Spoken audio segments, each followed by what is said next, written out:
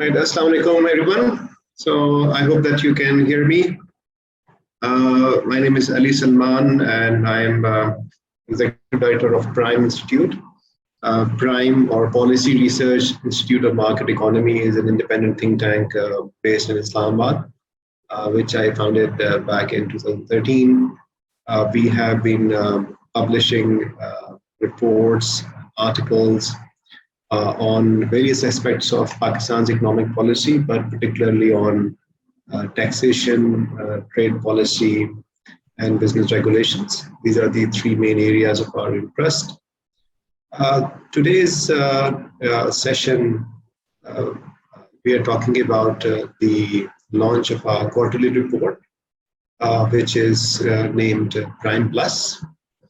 And in the Prime Plus, we essentially provide a review of how Pakistan's economy has done in last quarter, and based on the macroeconomic indicators, provide analysis. Also, we would pick a policy and analyze it a little bit more depth. Since this quarter, the budget, the previous quarter, the budget was presented. So we have included an analysis of the budget itself and taxation measures. Though I understand that some time has already taken, some time has already passed, and there are other issues which are being discussed today these days, given the economy. So we will try to discuss that as well. The report is prepared by Tuaha Adil. Tuaha is research economist at Prime, and he is a business. He's a economist trained from Qaeda University and then from NUST, and has been producing various reports working with us. So I would request Tuaha to start a presentation, and then we will have the discussion around it. Thank you, Ali. Let me first share my screen, and then I will start.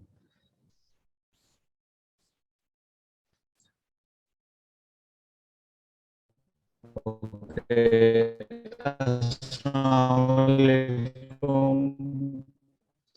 Hello everyone, my name is Tuaha Adil. I'm research economist at Policy Research Institute Market Economic Report, a report that provides in-depth analysis of Pakistan's economic policies and macroeconomic trends in macroeconomic indicators. This report covers policy and economic developments in the fourth quarter of fiscal year 2022, which is from April to June. So in this presentation, we have an executive summary, then policy analysis, and in policy analysis, we have federal budget, fiscal year 2023. Budget is the most important policy development in the fourth quarter, and government has made some changes in the taxation system, so we'll talk about that. And then we have economic analysis, and in economic analysis we will analyze the trends and changes in macroeconomic indicators. Then we have macroeconomic outlook, in which we will analyze the challenges and future prospects. So the most important and prominent feature of the fourth quarter was political instability in Pakistan. We saw change in government at the center and in Punjab, and still political instability continues to prevail in the country. The federal government presented budget in a very challenging fiscal situation, where they have to reverse the power and petroleum subsidies provided by the previous government, and then they had to present the budget that is acceptable to IMF. So government presented the budget and promoted as contractionary in nature, but in reality expenditures continues to increase. On the revenue side, government has set ambitious target, and in current economic scenario, it seems quite challenging to achieve those targets. Government has introduced some amendments in the taxation system by levying new taxes and increasing the tax rates to achieve revenue targets. In the fourth quarter, country witnessed deterioration in external account indicators, which created panic and uncertainty uncertainty in the business environment. And further, currency depreciation and fall in exchange rates further aggravated the uncertainty and eroded the business conducive environment in the country. So first is the budget section. I will quickly go through this budget section because a lot of debate and discussion has been done on budget so that we can have more time for economic analysis. So first is the expenditure side of the budget. Government has presented budget with the total expenditures of 9.57 trillion, and current expenditures are and total expenditures are 5% higher than the expenditures of last year. So in total expenditures, the share of current expenditures are 91% and share of development expenditure is 9%. If we look into the current expenditures, the biggest share is debt servicing, which is around 45%. Then defense expenditure is around 18%. Subsidy is around 7.6%. Pension is around 7%. And running civil government is around 6.3% of the current expenditures.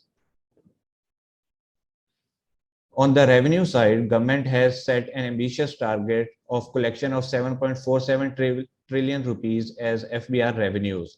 So in total FBR revenues, the share of direct taxes is 40.6%. And in direct taxes, we have income tax, capital value tax, workers' profit participation fund, and workers' welfare fund. And the share of indirects in total expected FBR revenues is 59.4%. And in indirect taxes, we have sales tax, customs duty, federal excise duty. The government also expects collection of 1.93 trillion rupees as non-tax revenues. So the share of provinces in the divisible pool is around 4.37 trillion, and federal government will be left with 5 trillion rupees to finance expenditures. Resultantly, government will borrow from domestic and external sources. There are some challenges collection of 855 billion rupees as petroleum development levy, but in current scenario, as petroleum prices are really high, so it will be really challenging for the government to collect this amount. And as it is a election year, so it will increase the challenges for the government. Moreover, the government has amended the law pertaining to the limit of PDL, and it increased from rupees 30 per liter to rupees 50 per liter. Second is the privatization of loss-making state-owned enterprises. Every year, government budgets revenues from privatization of state-owned enterprises, but that never actually happens because of loss of political capital. So this is an election year, and it will be quite challenging for government to proceed with the privatization. Third is government expects provincial governments to generate surplus of 750 billion. And in election year, usually governments overspend. So we expect our fiscal deficit to be higher than the budgeted amount. Government has introduced some amendments in the taxation system. First is introduction of super tax. So government has imposed super tax over and above the income tax when income exceeds 150 million rupees. According to Arthur B. Leffer, who is a renowned supply side economist and tax expert, taxes acts like disincentives. So the higher the tax rates, lower will be the revenue collection and higher will be the tax evasion. And when the tax rates are high, then it leads to stagnation of businesses. Next is income tax for salaried individual. So the government has reduced the number of tax slabs to 7 in this budget, and but they have increased the tax rates in some slabs, and the top marginal income tax is around 35%. Next is capital gains on disposal of properties. So the government has increased the tax-free holding period from 4 years to 6 years. So this will discourage investment in real estate, where most of the investment is going into the purchase of plots, and it will redirect it to productive activities. So this is a good initiative. Next is sales tax regime for retailers. So government has enacted fixed tax for retailers other than the tier 1, where fixed amount of tax will be collected with their monthly electricity bills. Next is the economic analysis. So in economic analysis, the first parameter is inflation. First parameter is the inflation. Inflation is the persistent rise in the prices of goods and commodities. The problem with inflation is that higher the inflation, lower will be the purchasing power of masses. So if we look at the figure, from October to December, inflation has a declining trend. So inflation declined a little in the second quarter of fiscal year 2022. Then it started picking up in the third quarter from January to March, and it increased exponentially in the last fourth quarter of fiscal year 2022. So the average year-on-year inflation in the fourth quarter was 16%, as compared to 12.6% in the third quarter. And average inflation in fiscal year 2022 was 12.1%. Urban inflation was 11.82%, and rural inflation was 12.65%. If we talk about food inflation, then food items witnessed an increase of 24 to 27% year-on-year basis in June 2022. Electricity prices increased by 35% year-on-year in June 2022, and petroleum prices increased by 60%. So there are few reasons behind inflation. First is the increase in international commodity and petroleum prices. As you can see, world inflation is 8.3% at the moment, and inflation is US is around 8.7%. So globally, countries are experiencing inflation. Second reason is currency devaluation. In the fourth quarter, Pakistani currency depreciated by 4%. And the next reason is supply disruption. Reason, increase in money supply from government borrowing and then government spending. So the money supply increased by 3% in the fourth quarter. So next parameter is revenue generation. If you look at the figure, it shows revenue collection in four quarters. Revenue collection increased in second quarter as compared to first quarter, and then it slightly declined in the third quarter, and then it finally picked up in the fourth quarter. So for the first time in the history, Pakistan crossed 4 trillion FBR tax revenue collection in fiscal year 2022. And in the tax collection, the share of direct taxes was 37%, and the share of indirect taxes was 67%. So if we look deeply, then the share of sales tax in total tax collection was the highest, and then was income tax, then customs duty, and in the end, federal excise duty. Next parameter of fiscal sector is government domestic borrowing. So when the government is spending more than its revenue generation, then government has to borrow money from external and domestic sources. Domestically, government borrows money from State Bank of Pakistan and commercial banks. If you look at the figure, the dotted red line shows total government borrowing, and in the second quarter, at the end of second quarter, the total government borrowing was 16.6 trillion rupees. It increased to 17.5 trillion rupees in the third quarter, and in the 2 months of fourth quarter, it increased to 18.9 trillion rupees. The gray line shows banks' investment in the government sector.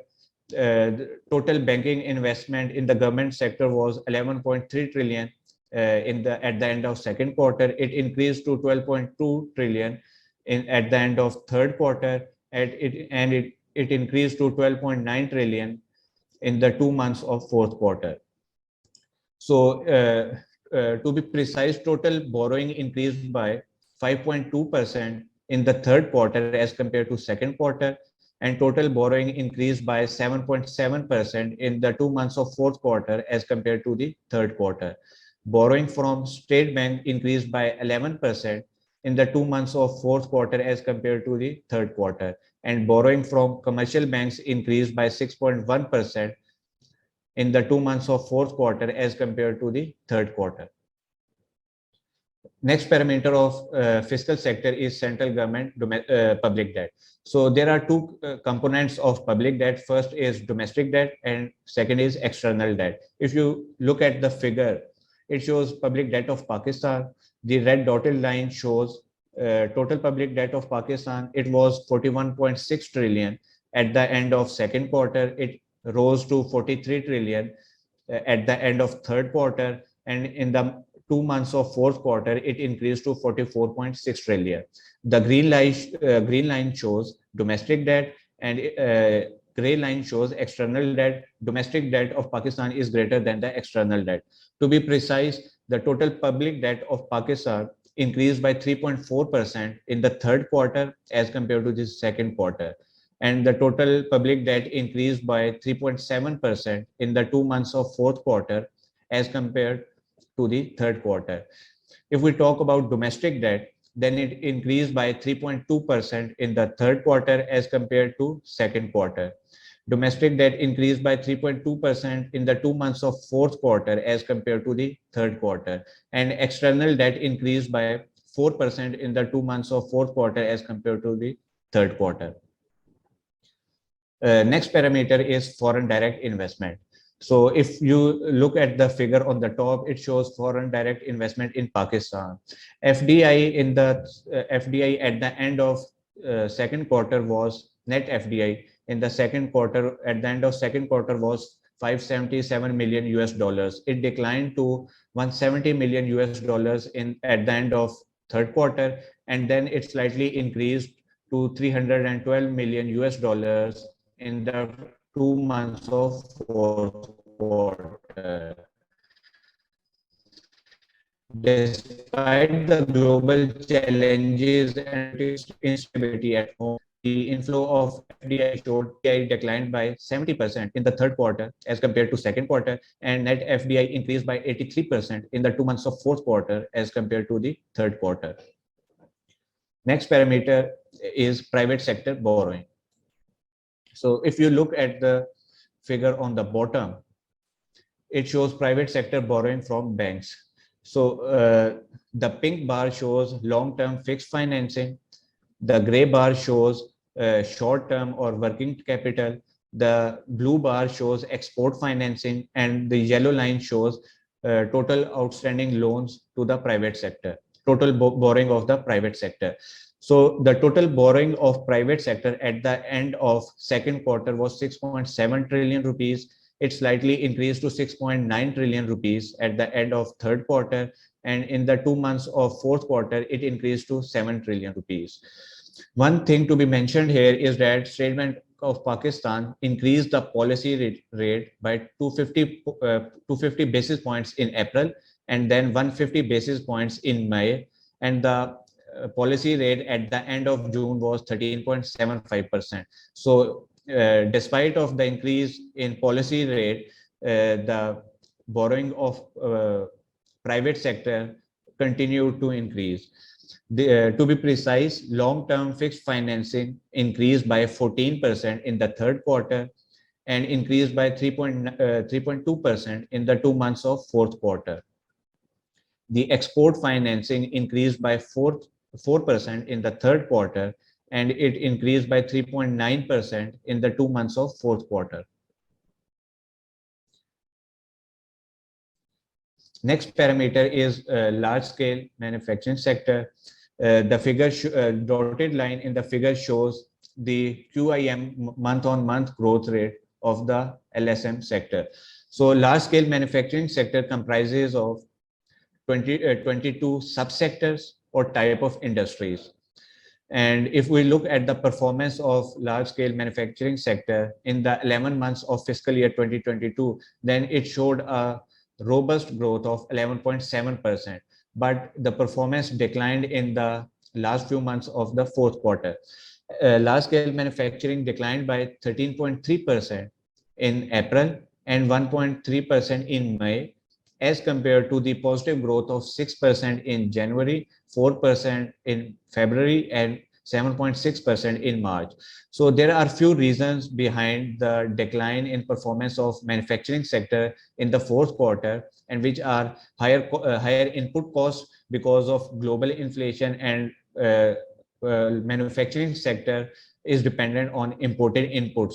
And second reason is disruption in supply of energy. So in the fourth quarter, we experienced power outages, and it still is present. So due to outages in power, the performance of large-scale manufacturing sector declined. And third reason is the hike in the cost of borrowing, because State Bank of Pakistan increased the policy rate.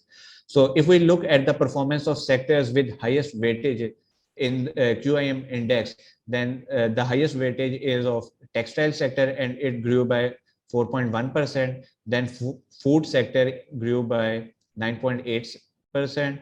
Coke and petroleum products increased by 1.7%. Wearing apparel increased by 49.7%. Chemicals increased by 9.5%. And if we want to look at the sectors with highest growth in fiscal year 2022, then furniture sector grew by 233%, wood products increased by 125%, and automobile sector increased by 53%. So next we have external sector, and in external sector we have current account balance. The figure on the top shows the current account balance situation of Pakistan. The red dotted line shows current account balance in last 3 quarters. If we look at the red dotted line, the current account balance was, current account deficit was $5.6 billion at the end of second quarter. Then it slightly declined to $4 billion at the end of third quarter, and then it declined to then it increased to $4.3 billion at the end of the quarter. So they are almost at the equal level, and orange line shows the imports, and the graph shows that our imports are much higher than our exports and remittances. To be precise, exports increased by 0.2% in third quarter and 3.2% in fourth quarter. If we talk about imports, then imports declined by 17% in third quarter and increased by 17% in the fourth quarter. In case of remittances, it declined by 6.1% in third quarter and it increased by 15% in fourth quarter. And the total current account deficit declined by 28% in third quarter and increased by 6.2% in fourth quarter. The total current account deficit in fiscal year 2022 was $17.4 billion. And the next parameter is foreign exchange reserves of government. Foreign exchange reserves of government. So if we look at the figure at the bottom, it shows foreign exchange reserves of the government. The foreign exchange reserves of the government were $17.6 billion at the end of second quarter. It declined to $12 billion at the end of third quarter, and then it declined to $10.2 billion at the end of fourth quarter. So foreign exchange reserves declined by 5.6 billion in the third quarter and by 1.8 billion in the fourth quarter.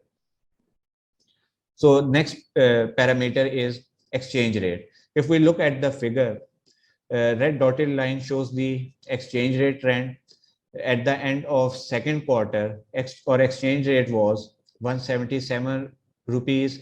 It increased to 180 rupees at the end of third quarter, and then it increased to 205 rupees at the end of fourth quarter. So our currency depreciated by 1.4% in third quarter and 14% in fourth quarter. There are several reasons for depreciation of currency. First is the political instability in the country. Second is the exponential increase in the current account deficit due to higher international prices of commodity and petroleum. Third is the depletion of foreign exchange reserves. Next is the slowdown in economic activity due to severity in energy crisis, and last is speculations regarding resumption of IMF program. So all these factors contributed to the depreciation of currency. Next parameter, next is the business environment, and the performance of stock market is a good indicator to reflect the business environment of the country. If we look at the figure at the top, it shows the Karachi Stock Exchange index value, and the red line shows the monthly average. So Karachi KSE 100 index declined by 117 points in the third quarter and 2,840 points in the fourth quarter. And the stock position of KSE 100 index was 45,152 at the start of fourth quarter, and then it declined to 42,000 at the end of the fourth quarter. So we saw massive depreciation, massive decline in the stock position. Next parameter is market capitalization. It is the overall worth of the stock market or total investment in the stock market. So if we look at the figure at the bottom, it shows the market capitalization in the stock market. So the total worth of stock market at the end of second quarter was 7.6 trillion rupees, and it declined to 7.4 trillion at the end of third quarter, and then it further declined to 6.9 trillion at the end of fourth quarter. So the market capitalization declined by 1.8% in the third quarter, and it declined by 7.5% in the fourth quarter. And there are few reasons for deterioration in the business environment. First is the political instability. Second is the currency devaluation, and third is the delay in the revival of IMF program. So the next section of the report is macroeconomic outlook. At present, Pakistan is facing challenges at multiple fronts. We are facing external challenges. Then first is the global recession. According to World Economic Forum July report, world output is expected to decline from current value of 3.2% to 2.9% in fiscal year 2023. So the countries around the world are moving towards recession, and if countries are in recession, then the output will decline, earnings of countries will decline, and subsequently demand for Pakistani exports will decline. So it will have an impact on current account balance of Pakistan. Second is global inflation. Inflation is expected to stay at 6.9% in the first quarter of fiscal year 2023, and then it is expected to decline to 4.1% at the end of fiscal year. So if due to global inflation, we expect that domestic inflation will also increase. Next external challenge is high petroleum prices. So high supply demand gap due to pandemic and then Russia-Ukraine war is expected to keep the petroleum prices high in the near future. In case of our oil import bill, then Pakistan oil import bill increased by 95% from $8.7 billion in 11 months of fiscal year 21 to $17 billion in 11 months of fiscal year 2022. So international high prices will have an impact on the current account balance of Pakistan. Next is balance of payment crisis. So as I already told you, higher commodity and petroleum prices will push the current account deficit, which currently is $17.4 billion in fiscal year 2022. And next is external financial obligations. So higher current account deficit, continuously declining, devaluing currency, and debt servicing will have resulted in an increase in the external financial obligations of Pakistan. And for fiscal year 2023, our external financial obligation will be $33.5 billion. On the domestic side, first challenge is political instability. Due to political instability, the coalition government is unable to find strong ground, and they are unable to carry out the much needed reforms. Second challenge is fiscal imbalance. So our government continue to increase spending, and our revenue collection is not sufficient to meet those expenditures. And as a result, every year we face a fiscal deficit. So government should reduce its expenditures, and government should privatize loss-making state-owned enterprises. The total loss of state-owned enterprises in fiscal year 2019. इसको जरा conclusion की तरफ ले जाएं, कुछ हमें question answer भी करना है जरा. Okay. So one last challenge is speculations regarding the default risk. So in my opinion, Pakistan is not going to default due to several reasons. First is the size of public debt. Pakistan is being compared to Sri Lanka, which has recently defaulted, that Pakistan is going to default. But actually, our size of public debt is much smaller than that of Sri Lanka. Our public debt to GDP ratio is around 70%, and Sri Lanka's was 104% in 2021. Second is the structure of external debt. So Pakistan has taken most of its external debt from multilaterals and bilaterals. And usually these multilaterals and bilaterals are less risky, and their duration of maturity is longer. So in terms of external debt, due to we have taken most of debt from multilaterals and bilaterals, or the maturity period is longer, and we will be able to service our external obligations. And the next point is that currently Pakistan is able to meet its external financial obligations. And for next year, our requirement is $33.5 billion. And according to acting governor, Pakistan has been able to secure $36 billion financing for the next year. So we will be able to secure external financial obligations. Pakistan will be able to secure more financing from multilateral institutions. So in my point of view, Pakistan is not going to default, and we have arranged financing for to service our external obligations. Thank you. One of the things which I think, just to continue the discussion, is obviously we are talking about meeting external financial obligations, and that's what we are looking at. But beyond that, what worries, of course, all of us is like how the government is going to talk about the productive capacity of the economy, because yes, as Tuaha, you just mentioned that we are expected to meet hopefully the financial obligations for 1 year, but this is all like getting more loans and or grants and managing the time. But do you think that the current government has announced any measures which can help in improving the productive capacity of the economy, whether it is in the form of exports or in the form of raising income locally? Unfortunately, the coalition government has imposed a ban on the imports to curtail the current account deficit.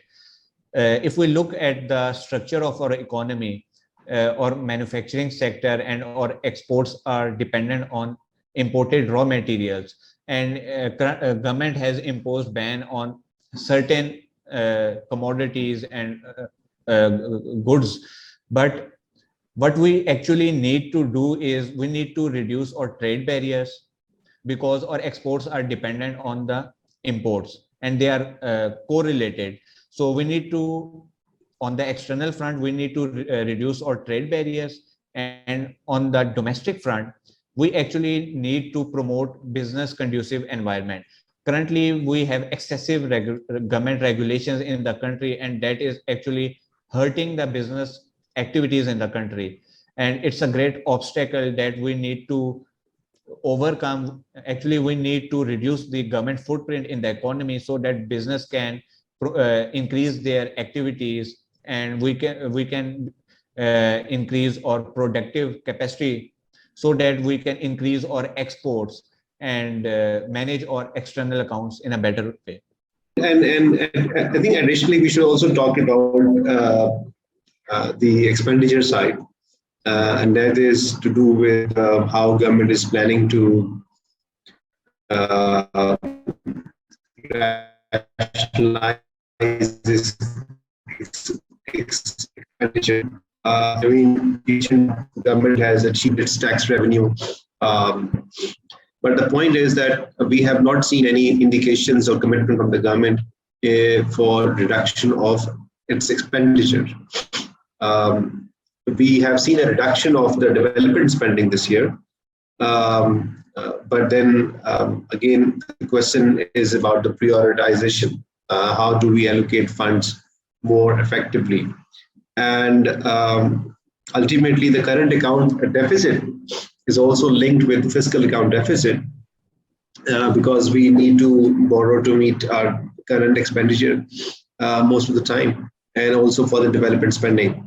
There have been some extreme suggestions by some commentators of suspending the development program altogether, for instance, and just focus on the completion of the existing development program. The rollover, the throw forward, as they call it, is huge, and also we see that privatization has been there on the agenda, but unfortunately we have not seen much progress in last 15 years at least. And thirdly, the power sector, which continues to be the main cause of the public sector losses. We don't see any tangible roadmap so far, and unless that happens, we will unfortunately continue to incur greater level of circular debt, and also which will then feed into the energy crisis. And so these are the issues which probably are important, and we should emphasize on that as well. Yes, you are right. Fiscal deficit is related to current account deficit. I think the problem in our public finance is with the current expenditures. Government has been unable to reduce its current expenditures, and we are spending a lot of money to keep the loss-making state-owned enterprises, to keep them afloat. So the priority of government should be to cut their losses, to privatize the loss-making state-owned enterprises, and that's how they can reduce their expenditures. On the revenue side, the government has levied new taxes, and government has increased tax rates. So this is not going to broaden the tax net and improve our revenue collection. I think people are going to evade taxes and avoid taxes if the rates of taxes are continuously increased by the government. So on the revenue side, I think government needs to reduce the taxes, government needs to reduce the number of taxes, and government needs to improve their system to become more transparent and become more efficient. And secondly, if we talk about the energy crisis, then it is actually growing every month. Right now, the circular debt of the power sector is around 2.5 trillion rupees. So this is going to affect the performance of manufacturing sector and ultimately the overall performance of the economy. So we need to bring reforms in the power sector on priority basis, and to bring that reforms, we need to start with the privatization of power sector distribution companies, because they are unable to control their losses, and then government have to give them subsidy every year to keep them afloat. So energy crisis is growing, and government needs to address this sector on priority basis. Thank you. All right. Do we have someone wants to say something? Any comment? Any questions? Yeah, Assalamu alaikum. मेरी आवाज आ रही है? जी वालेकुम सलाम जी आवाज आ रही है. Sorry for inconvenience. Actually, I have a question. So, ji, please. what Taha mentioned that economic challenges is existed in the current fiscal year, but what would you think that in the upcoming fiscal year that challenges can be tackled by the government on the agenda of IMF? What you can say about this? Well, my view is that IMF program and compliance with the IMF program is essential at this stage for Pakistan to put itself on path of fiscal discipline. I think it is important to own these reforms. Sometimes we just don't own the reforms, and we pass on time, and then we start doing, we lose the discipline. So this is extremely important that we commit to the program seriously, and then we have the capacity in our ministries, especially Ministry of Finance, Ministry of Planning, Ministry of Commerce, Ministry of Energy, to actually implement these programs and reforms. But of course, going beyond that, and that is, I think, in the short run, the sort of path to fiscal discipline. But important it is that what is important that, look, IMF does not ask us to introduce super tax, for instance. अगर आप IMF का वो agreement देखें, ये जो उनकी media release आई है, उसमें उन्होंने बात की थी कि हमें टैक्स स्ट्रक्चर को फिस्कल साइड के ऊपर ज़्यादा प्रोग्रेसिव बनाने की ज़रूरत है, और हमें इनफैक्ट जो प्रोग्रेसिव है बना सकते हैं, आप टैक्स रेट को कम कर सकते हैं, और आप उसकी जो बेस है वो ब्रॉड कर सकते हैं, यानी एग्जाम्पशंस को आप मिनिमाइज कर सकते हैं, और तमाम सेक्टर्स को उस पर बराबर का टैक्स पे करना चाहिए. इस पर हमारा अपना जो वर्क है प्राइम का, वो उसका जो समरी है वो ये है कि Pakistan needs to move towards low rate, broad based, flat and predictable taxation system. हमारे टैक्स रेट्स बहुत हाई हैं, और हमने अभी सुपर टैक्स लगा कर भी एक एंटी बिजनेस स्टेप लिया है. सो IMF ने ये नहीं कहा था कि आप सुपर टैक्स लगाएं, ये हमारी गवर्नमेंट की अपनी कमजोरी है, जो कि हम एक इजी के ऊपर चलेंगे जहाँ पर हमें कॉर्पोरेट कुछ कंपनीज नजर आ रही हैं, और अनफॉर्चुनेटली उसमें से भी कोई जो applies to both income tax and sales tax. तो I think that is where our fiscal side, हमारी जो वीकनेस है वो चल रही है, और हम उसको रिफॉर्म करने की अभी तक हमने एक वो नहीं दिखाई, रिजॉल्व नहीं दिखाया.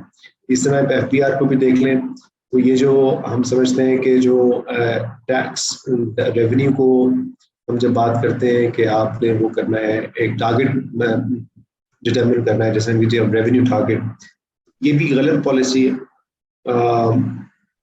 और उस रेवेन्यू व्हाट इज इम्पोर्टेंट कि हम पहले ये डिटरमिन करें कि गवर्नमेंट के करने के काम कौन से हैं, गवर्नमेंट को कौन सी फंक्शंस में होना चाहिए, उसके मुताबिक हम अपना एक पब्लिक एक्सपेंडिचर साइज को रैशनलाइज करें, और उन सर्विसेज को पूरा करने के लिए गवर्नमेंट के लिए फिर हम ज़ाहिर है रेवेन्यू की तरफ जाएंगे, टैक्सेशन की तरफ जाएंगे.